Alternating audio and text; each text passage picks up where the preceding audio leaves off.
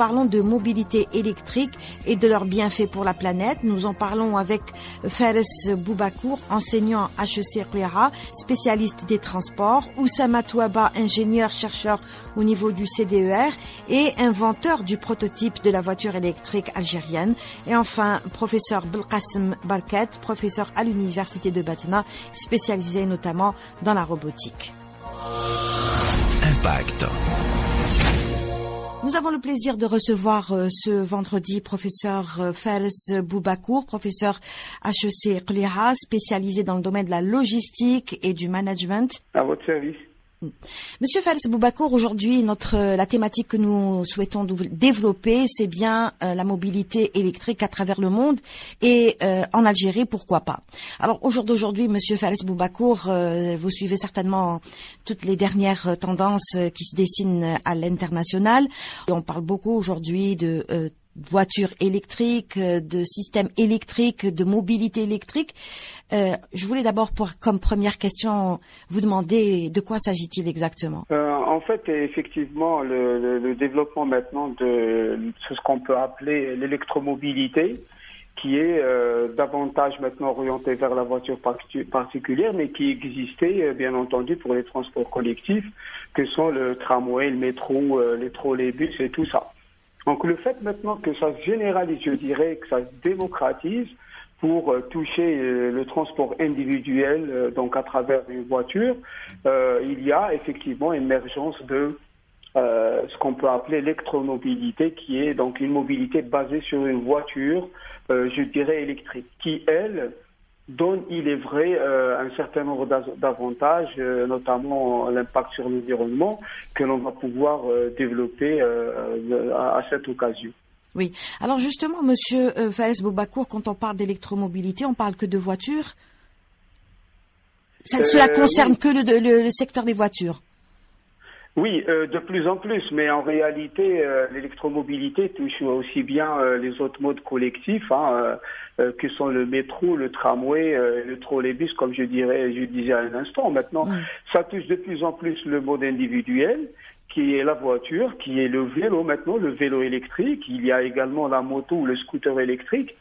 Et le fait que ça touche maintenant l'individuel, donc en fait, il y a une généralisation, je dirais, de l'électrique qui va au-delà de l'application industrielle, disons en termes de tramway, vers une utilisation particulière. Donc, comme ça touche tout le monde, ça devient plus vulgarisé, ça devient démocratisé, et on parle de plus en plus de la voiture électrique qui, effectivement, a le vent en poupe.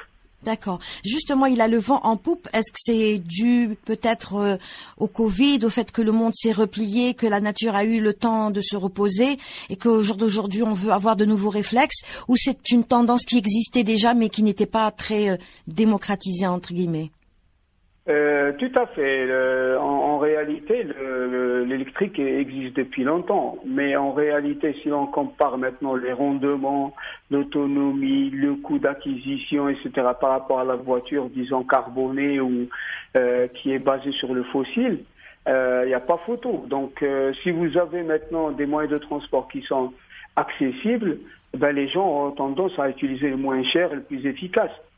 Oui. Mais compte tenu maintenant des préoccupations en termes de développement durable et précisément en termes de mobilité durable, ce qu'on appelle l'écomobilité, il y a certains pays qui ont opté pour le développement en termes de mix énergétique, de développement de la voiture électrique pour justement atténuer les impacts en termes de pollution. La voiture électrique, elle a cet avantage de ne pas polluer, en tout cas en aval. Je m'explique. En aval, cela voudrait dire que pendant l'utilisation de la voiture électrique, le moteur électrique ne génère pas des émissions CO2 ou émissions, ou plutôt des particules ou des oxydes d'azote ou de soufre et tous ces éléments-là.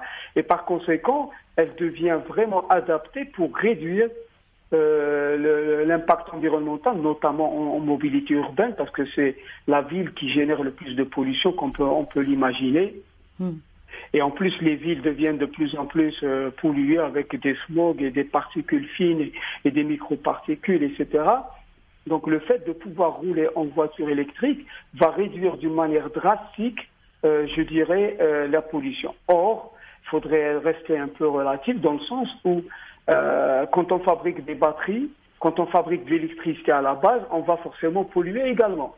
La question qui se pose après, est-ce que cette électricité est fabriquée par une station, ou je dirais une centrale à gaz ou une centrale à charbon, ou basée sur le solaire? Alors si on passe au solaire avec des panneaux, là, ça devient vraiment, je dirais, elle est vraiment pas polluante, aussi bien en amont, lors de la production d'électricité, mais aussi en aval pendant l'utilisation du véhicule. Alors, Monsieur Fares Boubacour, cette tendance, comme je vous l'ai dit, elle s'est un petit peu imposée dans les médias, un peu partout. Après le Covid, beaucoup de firmes ont communiqué sur ce nouveau mode de transport pour dire que la planète aujourd'hui ne peut plus supporter plus que cela en termes de rejet de particules dans l'atmosphère. Sur le plan économique, est-ce que c'est aussi économiquement étudié?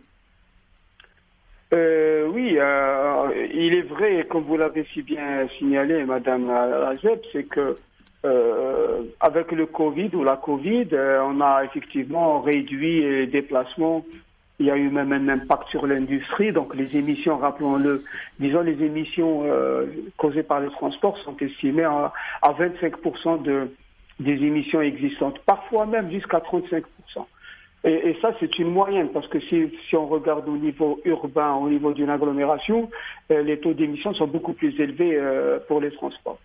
Donc la Covid était là, et par conséquent, il y a moins de mobilité. Le moins de mobilité, donc la nature en a profité pour, je dirais, recycler un peu ces perturbations qui étaient, je dirais, en chaîne, ça n'arrêtait pas, et il y a eu un moment de répit où, il est vrai, beaucoup de spécialistes considèrent que la nature a repris son souffle, si j'ose dire. Il est vrai maintenant que certains appellent à poursuivre cet effort-là en présentant, en tout cas, en favorisant davantage l'usage de la voiture électrique qui, elle, comme on le disait à un instant, aura un impact nettement faible sur l'environnement et pouvoir, donc, au travers de ce shift-là vers la voiture électrique, préserver davantage, je dirais, l'environnement.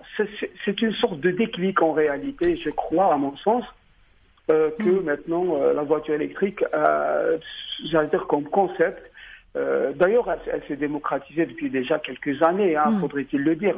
De grands constructeurs automobiles ont toujours leur version électrique depuis déjà une bonne dizaine d'années. Mais le problème reste, c'est que c'est assez cher. Donc maintenant, le prix d'achat d'une voiture électrique de base, c'est autour de 10 000 à 15 000 euros. Donc ça, c'est pour la base. Mais si on achète une Tesla qui est destinée à des déplacements avec une autonomie plus élevée, etc., c'est autour de 50 000 à 70 000 $. Donc c'est assez cher si on compare avec la voiture, je dirais, classique avec un moteur thermique. Donc, il y a bien entendu le rôle des pouvoirs publics, parce que dans les pays justement qui encouragent et incitent à l'usage de la voiture électrique, il y a des incitations financières qui vont ramener un peu ce prix d'achat d'acquisition qui constitue un obstacle important pour, je dirais, un citoyen lambda. Et ces incitations financières vont permettre justement l'accès facilité à la voiture électrique. Ça, c'est une des actions. Mais en réalité, si on veut développer une mobilité durable, la voiture électrique n'est qu'un élément de l'ensemble.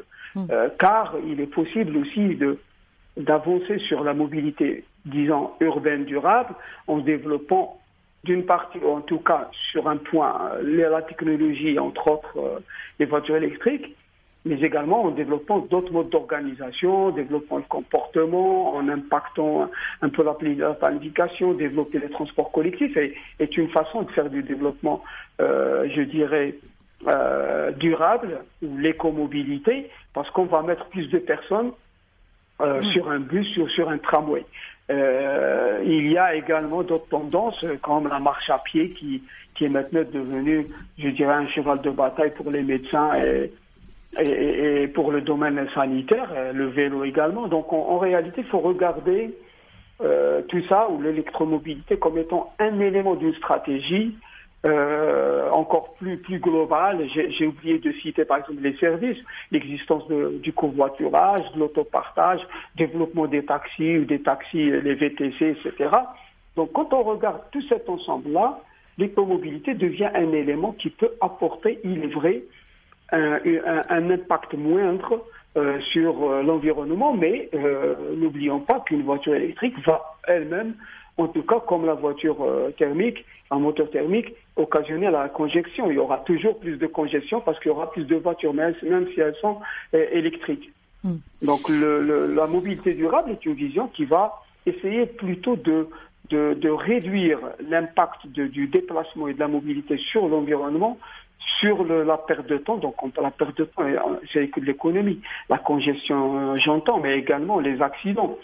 Quand on fait ce mix-là, dans lequel l'électromobilité est un élément, on pourrait effectivement arriver à des villes vivables où on se déplace plutôt facilement, économiquement moins cher, en ayant le moindre impact sur l'environnement, sur la santé, parce que quand l'environnement va mal, c'est la santé qui va mal, et si la santé va mal, tous les impacts économiques en termes de coûts de santé, mais aussi en termes de rendement, de productivité des citoyens et des travailleurs. Donc, à mon sens, il faudrait regarder ça comme étant une stratégie sur laquelle maintenant, au jour d'aujourd'hui, en tout cas à l'occasion de cette émission, on va focaliser davantage sur l'électromobilité qui est un élément non négligeable. Oui, juste une parenthèse concernant un petit peu la voiture électrique et son prix. Si on veut démocratiser, si on a le souci de préserver l'environnement, les émissions de gaz à effet de serre, et si on veut vraiment lancer cette tendance, pourquoi est-ce que les prix sont aussi inaccessibles, en tout cas pour le moment? Oui, en fait, vous savez, quand on lance un produit, c'est un produit innovant, la voiture électrique en tout cas. Elle n'est pas faite à l'échelle industrielle, je vous l'accorde, mais ici et là, ça reste encore par rapport à la chaîne de fabrication classique de véhicules à moteur thermique. Il n'y a pas photo. La plus grande partie des véhicules sont des véhicules avec des moteurs à explosion, à essence ou diesel. Donc, quand vous avez un grand nombre de produits fabriqués sur une chaîne, vous bénéficiez de ce qu'on appelle les économies d'échelle. Donc, le prix de revient d'une unité va être relativement réduit. Et la raison pour laquelle le prix sur le marché va être proportionnel, donc moins cher. Quand vous lancez un nouveau produit, là, c'est un peu plus compliqué parce qu'il faudrait déjà identifier un certain nombre de personnes qui sont en mesure de se payer le prix d'une voiture électrique.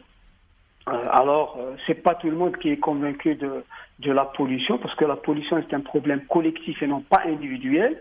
On ne le ressent pas véritablement quand on roule avec une voiture diesel. On pollue l'environnement. En fait, tout le monde trinque et pas une personne en particulier. Donc, le fait que ça soit collectivisé comme ça ne va pas véritablement pousser les usagers à faire l'effort d'acheter. Et comme le lancement coûte cher, donc il y a très peu de personnes qui vont acheter.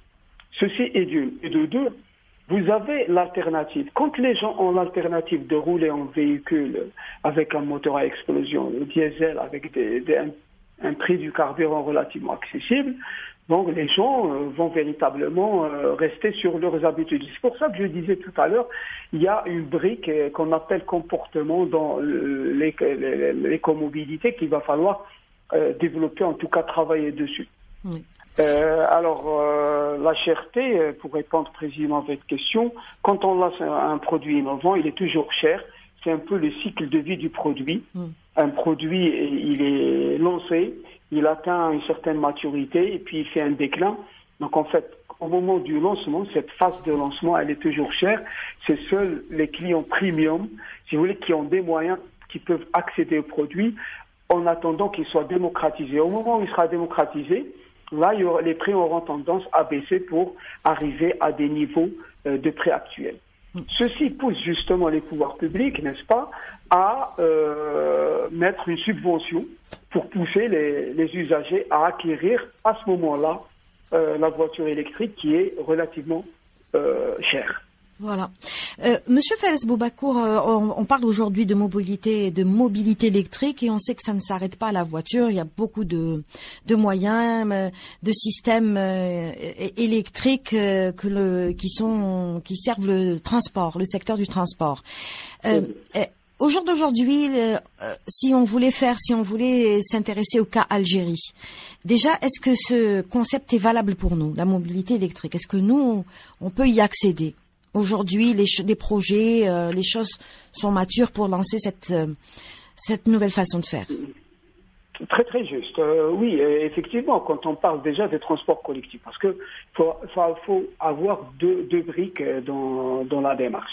Nous avons le transport individuel et les transports collectifs. Les transports collectifs, que sont le métro, les tramways, on est dedans. On est déjà en électromobilité parce que ça fonctionne sur des rails ou des caténaires qui alimentent le tramway ou le métro avec de l'électricité. Donc ces dispositifs-là sont déjà électriques. Maintenant, le fait de dire on va passer, j'ai oublié de mentionner le trolleybus. Un trolleybus existait en Algérie il y a déjà plusieurs décennies, mais qui a disparu un petit peu du paysage. Alors que le trolleybus, c'était le bus qui fonctionnait à l'électricité, avec des caténaires et qui reliait un peu des parties de grandes villes algériennes, à Alger, Constantine, il y avait des trolleys dans le temps. Alors maintenant, ils sont remplacés par les tramways. C'est encore mieux. Peut-être que la différence, c'est ça coûte un peu moins cher de faire le trolleybus, ce qu'on peut appeler aujourd'hui d'ailleurs le BHNS, qui est le bus à haut niveau de service, qui est en fait un trolleybus, mais qui fonctionne sur la chaussée, sans pour autant être obligé de produire, en tout cas de fabriquer une infrastructure dédiée qui est le rail. Parce qu'un tramway, il faut le rail. Ça coûte plus cher. En tout cas, ça, c'est une autre question. Pour répondre un peu à votre question, est-ce que l'électromobilité, en tout cas, les transports à base d'électricité existent en Algérie? Oui, pour le transport collectif. Maintenant, si on bascule un peu vers le transport individuel. Le transport individuel, c'est la voiture particulière qui est l'ossature du transport individuel. Et le problème en transport individuel, c'est que maintenant, les taux de remplissage de voitures, il est de 1 à 1,5 en moyenne. C'est-à-dire que vous allez trouver généralement 1 à 2 personnes dans la voiture. Donc du coup, nous allons utiliser une voiture qui envoie beaucoup d'émissions dans laquelle il n'y a que 2 personnes, en tout cas parfois une personne toute seule. Alors, comme il y a une personne par voiture pour schématiser, il va y avoir des encombrements partout sur Alger parce qu'il y a une personne par voiture. Si on arrive maintenant à ramener le taux de remplissage à un niveau plus élevé au travers du covoiturage ou de l'autopartage, je peux vous expliquer davantage comment que ça fonctionne, on peut déjà réduire la congestion. Le fait maintenant de dire, et si on investit dans l'électrique, dans le domaine du transport individuel par voiture particulière? Oui, c'est une excellente idée. Ça va réduire la facture sanitaire, on aura moins de pollution. Mais on aura toujours plus de congestion et on aura toujours plus d'accidents de voitures. Si vous voulez éliminer la congestion et éliminer en parallèle les accidents, il faut passer par le transport collectif qui est le train, le tramway, le bus et tout ça. Est-ce qu'on fait des économies sur le carburant? Bien entendu, si on développe le transport collectif, vous allez avoir un bus qui a à l'intérieur 100 personnes et vous allez consommer, je vais schématiquement, 10 litres de gasoil. Maintenant, le fait d'avoir une voiture, vous allez consommer 1 litre ou 2, mais pour une personne. Donc, si on fait le rapport, il est beaucoup plus économique de faire du transport collectif que de laisser faire le transport individuel et le laisser prospérer. Mais ceci ne veut pas pour autant, quand on parle de la voiture particulière, il ne faut pas limiter ou brider la mobilité en voiture particulière. Il faudrait la rationaliser en offrant, en fonction du type de déplacement qu'on a, par exemple le motif déplacement domicile-travail, il est programmé, il est connu à l'avance. On peut développer le transport collectif pour ce type de transport ou pour ce motif de déplacement quand on va au boulot. C'est le tramway, c'est le métro, à condition d'avoir un réseau dense qui couvre toute l'agglomération. Voilà. On est d'accord, et non pas juste un tronçon ici et là. Quand on a un réseau dense, les gens qui vont travailler, ils vont prendre le transport collectif avec un abonnement mensuel ou annuel. Par contre, ils vont utiliser leur voiture particulière dans les autres types de déplacements ou des motifs de déplacement que sont les visites, les courses, etc., où le tramway ne se prête pas beaucoup à ce type de déplacement, en tout cas de mobilité. Donc, rationaliser, c'est à travers une hiérarchisation des déplacements. Et là, il y a beaucoup de travail à faire, effectivement. Je reviens à vous, Monsieur Fares Boubakour, la voiture électrique chez nous. On a donc des projets, des prototypes, des petites voitures qui fonctionnent au solaire, notamment dans le sud du pays, des projets qui se tiennent. D'abord, le principe de la petite voiture électrique qui fonctionne au solaire chez nous. Est-ce que vous pensez que c'est possible? Effectivement, en fait, déjà à la base, moi, il me semble que ça serait plus judicieux, n'est-ce pas, de réfléchir à un usage de la voiture partielle, notamment, je parle de la voiture électrique, en tout cas la petite voiture électrique, qui peut être utilisée dans des contextes spécifiques. À titre d'exemple, au sein d'un entrepôt, un grand entrepôt, le fait que le chef de service, le directeur se déplace pour regarder un peu in situ la façon, ou en tout cas la préparation de commandes dans les entrepôts, ça serait bien de rouler en petite voiture électrique. Ceci est d'une, même si la marche à pied est plus intéressante. Mais je dirais, le type de voiture électrique qui existe maintenant chez nous, je fais allusion notamment à la voiture électrique de M. Touaba, qui est vraiment petite, mais elle peut être utilisée dans les aéroports. C'est une de place qui peut être effectivement utilisée en aéroport, dans les ports, dans les usines, les entrepôts. Donc en dehors en fait du trafic urbain motorisé, en tout cas pour le moment. Donc là, l'application de ce qui existe maintenant peut effectivement trouver preneur, en tout cas usage rationalisé dans ce type d'utilisation que je citais. Monsieur Touaba la destine notamment, pour reprendre un peu Monsieur Touaba, il la destine aussi, pourquoi pas pour les villes, pour des petits déplacements en ville. D'accord. Je vais justement rebondir là-dessus, mais en tout cas, ça serait bien justement de dire que c'est déjà une excellente initiative, et ça, il faut féliciter M. Touaba, ça témoigne du génie algérien. Ça reste, il est vrai, un prototype, mais il est prometteur dans le sens où on peut développer, améliorer, l'adapter à des contextes, et pour parler justement d'adaptation, même si la voiture, le prototype qu'on a vu un peu à la télé, se prête davantage aux usages en dehors du trafic motorisé urbain. Il est possible, il est vrai peut-être de dire possiblement elle est utilisable en hypercentre au sein de l'agglomération pour livrer, faire de livraison, etc. Peut-être pour les personnes à mobilité réduite ou ce type d'usage. Pour le tourisme, pourquoi pas?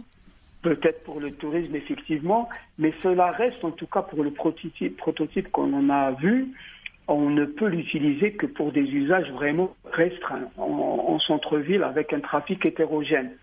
Parce que on ne peut pas véritablement protéger l'occupant avec un peu de l'aluminium tout autour. Il faudrait que le véhicule réponde en termes de sécurité à des normes encore plus sévères que ça. La raison pour laquelle moi je pense que M. Touaba, quand il va peut-être relancer en tout cas développer à mon sens ce projet-là, ce prototype vers l'usage d'un trafic motorisé hétérogène à l'extérieur, il va peut-être renforcer davantage la voiture. C'est un point de vue, mais en tout cas il y a un crash test qu'il faudrait satisfaire pour pouvoir utiliser un véhicule en trafic réel. Alors encore moins maintenant, pour justement terminer, encore moins quand on va aller sur des voies express ou des autoroutes ou des voies où... Oui, peut-être qu'elles ne sont pas destinées à rouler dans ces voies-là. Exact. D'autant plus la vitesse qui est de l'ordre de 40 km par heure ne se prête pas du tout à un trafic sur une voie express ou des artères assez... Quoique l'artère, ça reste acceptable parce qu'en ville, c'est généralement 30 à 40 à l'heure. Il y a également les petites motos électriques. Elles sont bien, elles circulent bien dans les voies classiques. Tout à fait. La moto qui est qui a un usage un peu différent, il est vrai. Et encore, hein, on peut peut-être effectivement amener sa fille à l'école avec une moto. On observe déjà ce type de façon de faire. En tout cas, une seule personne, on ne peut pas en prendre tous les enfants derrière. Donc la voiture se traite davantage à ce type de déplacement. Mais ceci dit, il est vrai. Et il y a un potentiel par rapport à ce prototype-là qu'on pourra développer, adapter. Et on aura plusieurs modèles en fonction de l'usage que l'on en fait. Et là, il y a peut-être la phase de passage à l'industrialisation du prototype qui, à mon sens, mérite d'être étudié et en tout cas regarder un peu la faisabilité économique. Justement, professeur Boubakour, vous êtes professeur à HEC à Orléans. Un industriel ou un porteur de projet ou celui qui veut investir dans ce secteur-là, s'il vous pose la question de savoir si c'est fiable, qu'est-ce que vous lui répondrez? En fait, si on part du principe qu'il va avoir un marché beaucoup plus important, dans le sens, alors, on a plusieurs marchés. Soit ce prototype-là dont on parle est destiné aux entreprises, aux établissements et organismes qui vont l'utiliser en interne, en dehors du cycle, ou en tout cas la circulation et le trafic urbain hétérogène. Par rapport à un camion, on n'est vraiment pas très à l'aise avec une voiture de ce style-là. On n'est pas véritablement protégé, mais on peut passer à un autre modèle qui est adapté, lui, au contexte urbain. Alors, l'idée, elle est simple. Il faut voir combien que ça coûte, quel est le volume de la demande estimé en termes de vente. Si on parle du produit 1 qui est destiné aux entreprises et aux usages vraiment spécifiques, on va calculer la demande globale et voir combien que de voitures on va pouvoir vendre, en tout cas estimer, et calculer un peu le bénéfice pour voir par rapport au coût combien on est en mesure de vendre. Et on peut effectivement décliner un niveau de prix en fonction de la demande et puis un niveau de prix qui couvre un peu les charges. Il y a effectivement des charges de recherche et développement qui ont été investies au départ et elles sont importantes. Il va falloir que le lancement du produit va pouvoir amortir toutes les charges et je dirais les coûts de développement du prototype en amont. Donc ce qui fait que la voiture pourrait être un peu plus chère. Mais s'il y a des incitations, s'il y a des subventions de la part de l'État, on peut passer effectivement à des moyens, ou en tout cas à un niveau qui permet l'accession, ou l'accès plutôt à l'achat de ce type de véhicule, puisqu'on encourage. Maintenant, si on passe à un marché beaucoup plus grand, qui est le marché de la voiture particulière en Algérie, qui est basé sur l'électrique. Je pense que c'est un produit qu'on a avec M. Touaba qui serait appelé à développer, et là, c'est un gros marché. Là, si le prix est autour de 1 million, 1,5 million de voitures, je pense que ça va se vendre comme des types. À mon sens, si elles répondent bien sûr à des normes de sécurité telles que la Smart, par exemple, même si elle est petite, elle peut répondre à des besoins ou en tout cas aux exigences de sécurité. Donc, je dirais pour résumer, oui, l'idée est bonne. Juste faudrait-il s'assurer du niveau de prix avec lequel on va vendre et à quel client. Voilà, c'est ça. Alors, avant de terminer l'émission, Monsieur Fares Boubakour, pour le désert algérien, pour le Sahara, toutes les villes qui sont au sud, ce type de voiture peut être implantée, elle peut servir dans la mobilité dans ces espaces-là. D'autant plus que M. Touabab l'a développé avec le module solaire, panneau solaire. Oui, très juste. Est-ce que c'est un marché qui pourrait se frayer un chemin dans ces espaces-là et où il y a beaucoup de soleil? Très juste, très juste. On a effectivement des jours où un taux d'ensoleillement dans les villes du Sud qui est un des meilleurs un peu au monde. Hein. Et par conséquent, si on introduit le module solaire sur la voiture, on n'a quasiment plus de problème en termes de stockage d'énergie, puisque l'énergie, on l'a en permanence. À part la nuit, effectivement, où il faudrait avoir une batterie. D'ailleurs, le gros problème des voitures électriques, c'est l'autonomie. Et la batterie coûte cher, elle a une durée de vie, il faudrait la recycler éventuellement parce que la jeter, c'est pas évident. Et en plus, les batteries à lithium-ion, elles sont compliquées aussi à faire, etc. Donc, quand on développe la voiture électrique, il faudrait penser à comment on va créer l'électricité, en tout cas produire l'électricité. Et comme on a le solaire, si le solaire arrive effectivement à répondre aux besoins de la voiture, mais qui reste en urbain, parce que je pense que ce type de voiture, il ne peut pas véritablement, en tout cas à l'heure actuelle, prétendre pouvoir se déplacer d'un Salah à Tamra, ça peut être bien sûr que non, mais au sein même de la ville, c'est possible. Exact. Au sein de la ville, c'est très probable, d'autant plus que si on a le module solaire, il y a une alimentation en permanence de la batterie qui va pouvoir stocker, peut-être en même temps en même temps qu'elle fonctionne. D'ailleurs, la voiture électrique, pour anecdote, quand on circule en ville, même si elle n'est pas basée sur l'électricité, en tout cas le solaire, mais basée uniquement sur la recharge comme le smartphone, dès qu'elle roule, en tout cas pendant la circulation en ville, dès qu'on freine, on est en train de remplir la batterie. Ils ont développé un dispositif qui permet pendant la période de freinage, d'accueillir cette énergie-là et la transformer en électricité pour alimenter la batterie. Donc en fait, le potentiel existe. Il y a l'imagination maintenant de l'inventeur et du créateur et du chercheur, si vous voulez, qui permet effectivement de trouver les bons usages, les bonnes technologies. Et justement, j'aimerais insister sur la recherche et développement. Développement de l'électromobilité, et à mon sens, c'est d'abord les pouvoirs publics qui incitent au développement au travers de la recherche et développement et de donner les moyens financiers pour que la recherche se fasse. D'ailleurs, j'ai observé avec joie sur l'appel à projets des PNR, les projets nationaux de recherche, il y a effectivement des financements assez conséquents, en tout cas les appels à projets sur la thématique de l'usage de l'électricité en plus du gaz, même si on n'en a pas parlé suffisamment. N'oublions pas que l'Algérie a un avantage compétitif en termes de gaz et la voiture peut rouler au gaz, et ce qui est intéressant. Mais bon, c'est pas l'objet d'aujourd'hui, en tout cas de la séance d'aujourd'hui. Donc il y a l'incitation, d'une part, en tout cas d'autre part, qui consiste à financer, quand on achète une voiture électrique, les pouvoirs publics peuvent apporter de l'argent. Il y a l'idée d'hybridation aussi, qui peut être intéressante, dans le sens où la voiture électrique, mais en même temps, elle peut fonctionner un peu au gaz ou aux autres énergies telles que l'essence ou le diesel.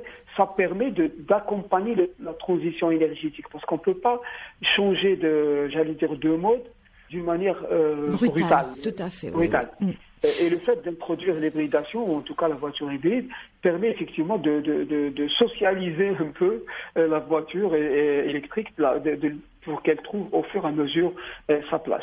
Mais pour conforter un peu votre thèse, qui est le solaire reste le potentiel le plus important, non seulement pour faire rouler nos voitures, mais aussi pour alimenter l'électricité dans nos maisons. Et là, il faudrait le faire comme étant une priorité, parce que l'objectif, c'est aussi de préserver un peu la génération future pour qu'on puisse donner à ces générations futures au moins un environnement aussi propre qu'au moment où ils nous ont légué ce patrimoine-là. Alors, pour ma dernière question, mais vraiment, je vais être bref, Monsieur Fares Boubacour, pour résumer un petit peu. On va un petit peu se projeter vers 2030 ou vers 2040. Est-ce qu'on peut-être espérer avoir dans nos villes du sud, surtout là où il y a beaucoup de soleil, des petites voitures électriques ou même hybrides qui circulent en plein centre-ville, qui permet à ces populations de vaquer à leurs occupations tranquillement. Il y a de l'espace, il y a du soleil. Est-ce que ça peut intéresser de potentiels investisseurs? Oui, cela dépend en fait de la technologie que l'on va utiliser. Si cette technologie de recueil ou j'allais dire de rayons solaires que l'on puisse capter au cours de la journée et qui permettent d'alimenter convenablement d'un point de vue technique et technologique la voiture, je pense qu'elle va se développer forcément. Dans ces espaces-là. Exact, dans ces espaces-là. Bien un peu moins dans le nord du pays, mais un peu plus dans le sud. C'est clair, absolument. Dans le sud, je pense que c'est un potentiel important de développement de la voiture électrique. pour peu que la technologie l'accompagne. Parce que pour le moment, rouler avec une voiture avec 1 mètre carré de photovoltaïque, je ne pense pas que ça puisse alimenter d'une manière convenable la voiture qui est appelée à utiliser une énergie, en tout cas un ampérage beaucoup plus élevé. Impact. Merci à tous nos invités, Monsieur Faris Boubakour, Monsieur Oussama Touaba et Professeur Belkacem Barkat.